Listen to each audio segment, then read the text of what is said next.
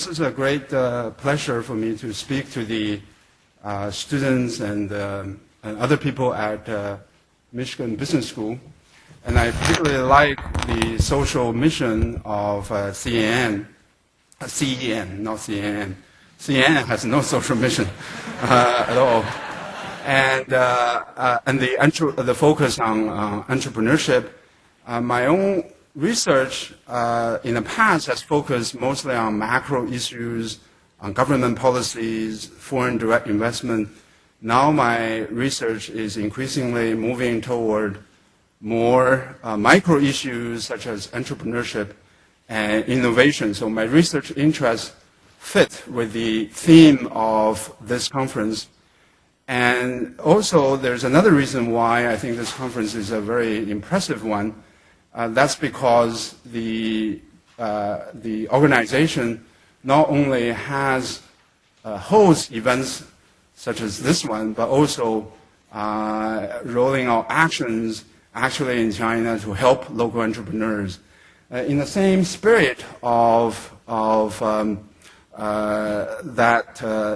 goal of this particular organization, at MIT Sloan School 3 years ago, I founded China Lab and India Lab, and the basic idea there is to use our MBA students as critical knowledge assets to help local entrepreneurs in China and India who may not otherwise have the resources to hire McKinsey, Boston Consulting Company.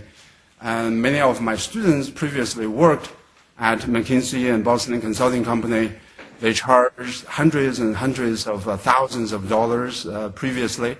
After they graduate from MIT, they charge even more money to their clients. During the 2-year period, I can use these people free of charge.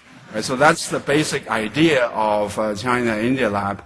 We have worked with, this year we have just launched this academic year's program, and we are going to work with about 18 companies in China and India, 12 in China, 6 in India, and it has received a lot of positive feedback from entrepreneurs as well as from our own students.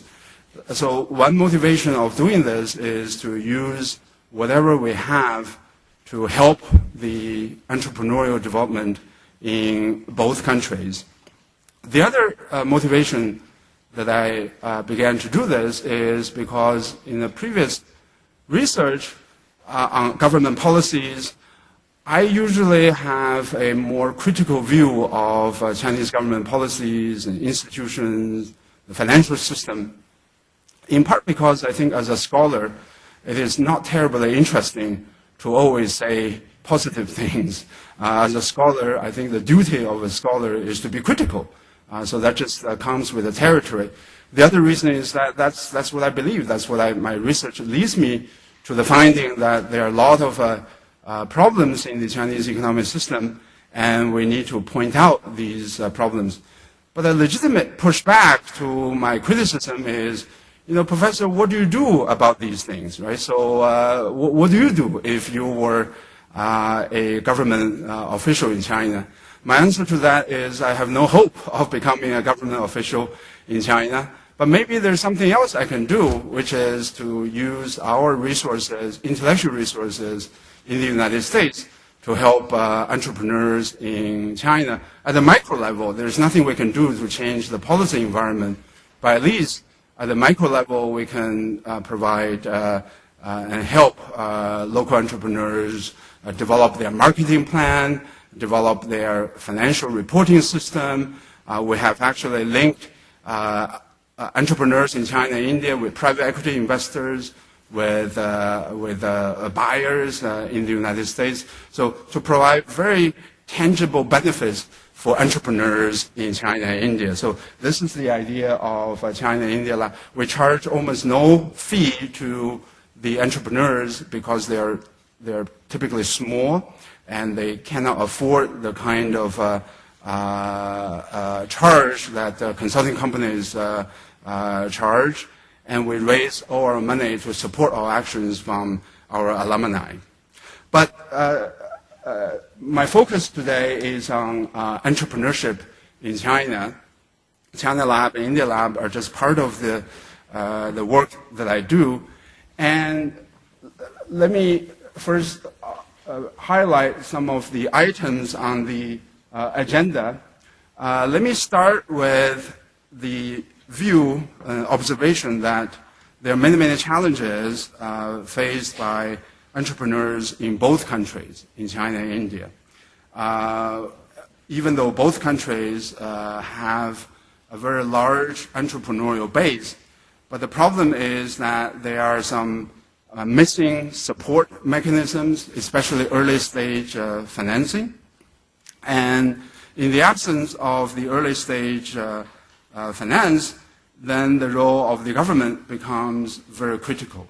Right? So the government becomes a direct financier of many of these earlier stage entrepreneurial projects in a way that, say, the United States government doesn't have to be involved. And this is becoming a policy issue between United States and China. In the U.S., both from the business sector as well as from the government, there's a criticism of Chinese government subsidizing indigenous innovations and favoring local firms at the expense of the multinational corporations. Part of the reason for that behavior on the part of the Chinese government is because the Chinese financial system doesn't have the early stage support mechanisms to support the early growth of the entrepreneurs in a way that the private equity industry, venture capital industry in this country operate. So you can criticize the practices, but there is a legitimate reason why we observe certain practices in China.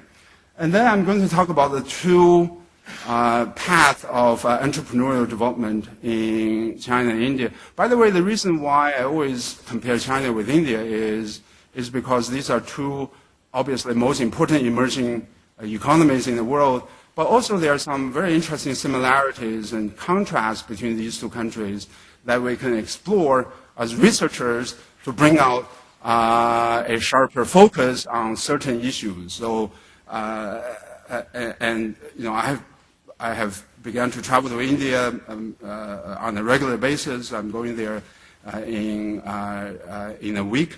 It is a very, very fascinating country with some interesting contrasts with China. Goldman Sachs tends to have the view that countries like China, India, Brazil, and Russia are similar. So that's why they have a concept known as BRIC. To me, the more interesting issue about China and India is the differences between these two countries rather than similarities. So I'm going to talk about some of the differences between China and India in terms of how the entrepreneurs have developed their businesses, and then talk about the direct and indirect roles of the government in these two economies. The basic difference is that in China, the entrepreneurial development, and here I make a distinction between what is known as a replicative entrepreneurship and innovative entrepreneurship. Replicative entrepreneurship basically is entrepreneurship doing things that other people have done but at much lower cost.